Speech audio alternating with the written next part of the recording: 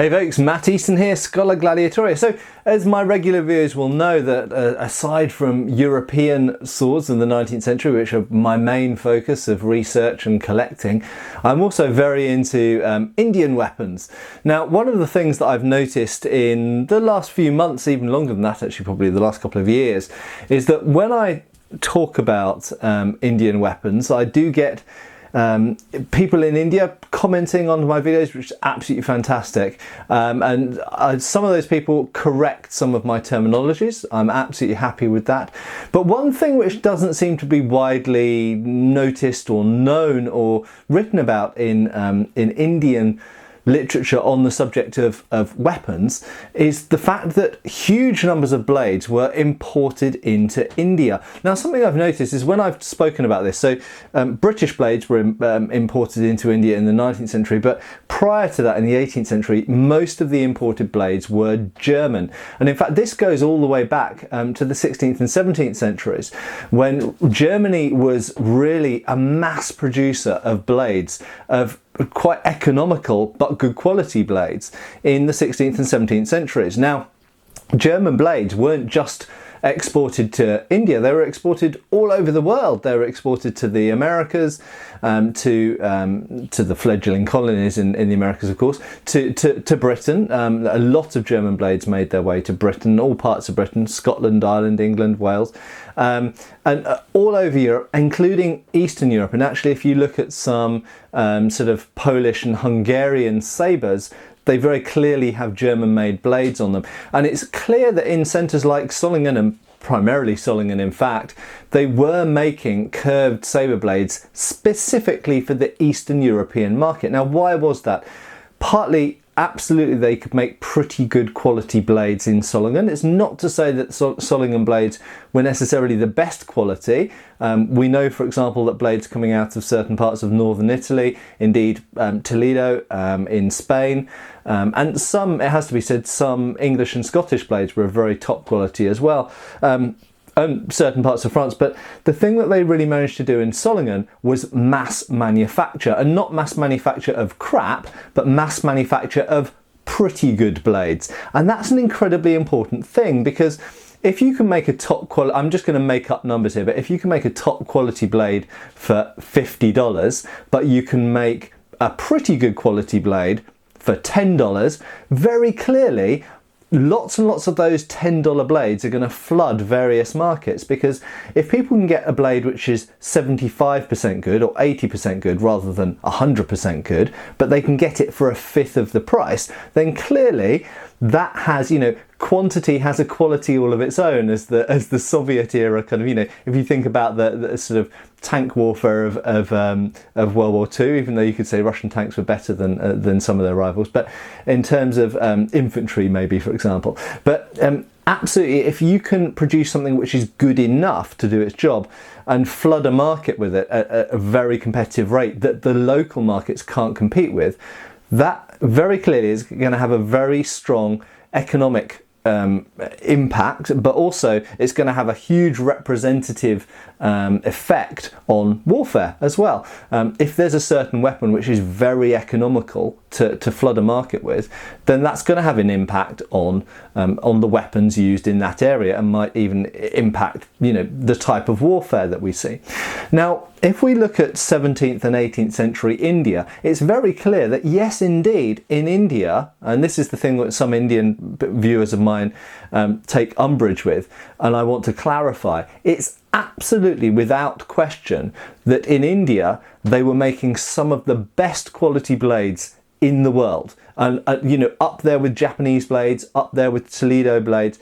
Absolutely, some of the best quality blades that have ever been made have come out of India, and famously Damascus in Syria as well. But absolutely, Indian blades could be of superb quality. But it comes back to the $50 and $10 comparison I made. If you're in, let's say, late 17th century India, and a really good quality locally made, or Lucknow, shall we say, Lucknow is quite famous for sword making. If you can get a a fantastic quality Lucknow made sword, but it costs you $100. Obviously, I'm just using dollars as I'm making up numbers. But if it costs you $100 to get a really fantastically made blade in Lucknow, but some merchant comes along and says, well, you can have one of these German-made blades, and they're not as good as these, you know, Lucknow, top-quality Lucknow-made blades, but they're pretty good, and they're better than the crap local blades, but they only cost the same amount as a crap local blade. You're going to go, well, give me one of these blades then. And that's really what happened in 17th and 18th century India. These German blades, and this, incidentally, is probably an example of that. This is an 18th century Indian sword with a form of basket hilt. They go by various names, but they're commonly in British sources called the Hindu basket hilt or Indian basket hilt. And so it's an 18th, so you could say even earlier actually, it's a form of the Kandar hilt. So originally the earlier forms, can you see here there's kind of a cross guard and then you've got a disc pommel. So the combination of the cross guard with the languettes which rivet through the blade, so it's a very secure attachment, tubular grip and then a pommel. If you ignore this bit for a minute, that style of hilt goes right the way back into the medieval period in India as Kandar hilt. But then the addition of these flat plates here and then this knuckle bow flat plate here is something that we really see comes in the 17th century more prevalently. Interestingly, kind of paralleled in Europe with developed hilts in Europe. Is that a coincidence of timing? Is there cross-pollination? That's something for another video because I don't know all the answers. In fact, I'm not sure that anyone has done really top-level research in that. I've never read any books which discuss that topic in any detail, and I've read quite a lot of books on this subject. Anyway, so we do see absolutely in the 17th and 18th century these European-made blades, and this is almost certainly this blade here. In fact, I do have one where you can see the remnants of the word Solingen in the fuller, but I don't think this is the one. No, it's not. But you can see it's a triple fuller blade. Now, incidentally, this type of blade is exactly the type of blade they were making in Solingen and exporting to Eastern Europe as well. So you can find a Polish szabla, you can find a Polish 17th century szabla with the exact same type of Solingen made 17th century blade that's also going to India, is also being used on Polish sabres, szablas, okay, carabellas and such like. So it's interesting that these German sabre blades, and this is a very different type of blade to native tulwar blades. Native tulwar blades are not really like this at all. I mean, for a start, it's spring steel. A lot of the tulwar blades were actually edge hardened and weren't necessarily spring tempered, but also it's got a huge amount of distal taper. It's very thin and light in this portion of the blade, and these triple fullers was a feature which seems to have come to India from Europe. So it's a German blade, no questions in my mind about it. And as I say, I have another blade very similar to this one, which actually has Solingen written in the fuller, stamped into the fuller.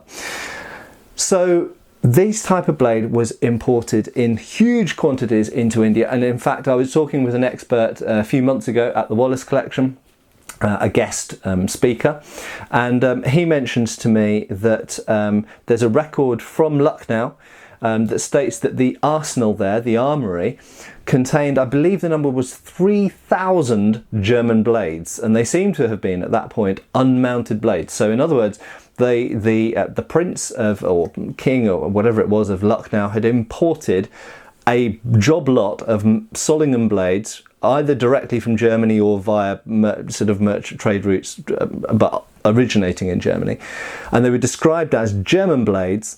And they were there in the arsenal, ready to be hilted up, presumably. Most of them were tulwar hilts, probably. Maybe some of them were these type of basket hilts, maybe various different types. Maybe some of them were straight broadsword blades and they were mounted in putter type gauntlet hilts. There could have been various types of blades. It doesn't specify what types of blades they are.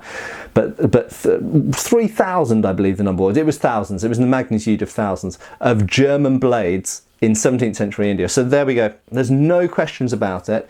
And really, I understand, you know, pride and patriotism and everything else, but I do see some Indian commenters under my videos have gone, well, you know, we didn't need to import blades. Indian blades were fantastic. Yes, Indian blades were fantastic, but Germany could mass produce them more cheaply.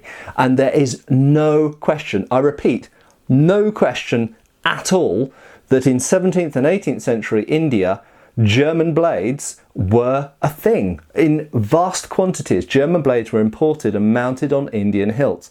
And the reason isn't that German blades were inherently better than Indian blades, it was that people could mass produce acceptably good or pretty good blades in Germany in quantity for cheaper than they could in India. And so therefore Indian people traded out stuff that they could trade out, whatever they were trading out, maybe silk and tea and gold and other things, and bought in German blades, because that's how economy works, that's how trade works. And India, you know, in the 17th and 18th century, India was very rich in commodities and produce, and was trading all over the world with all sorts of products, hence all the interest from Britain and France in the 18th century that led to empire and exploitation, essentially.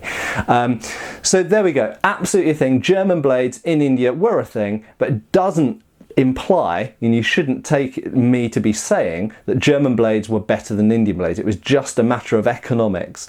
And this is an example of a German blade on an Indian hilt. I have several others, and as I say, one of them has the word Solingen on it, and this is not uncommon.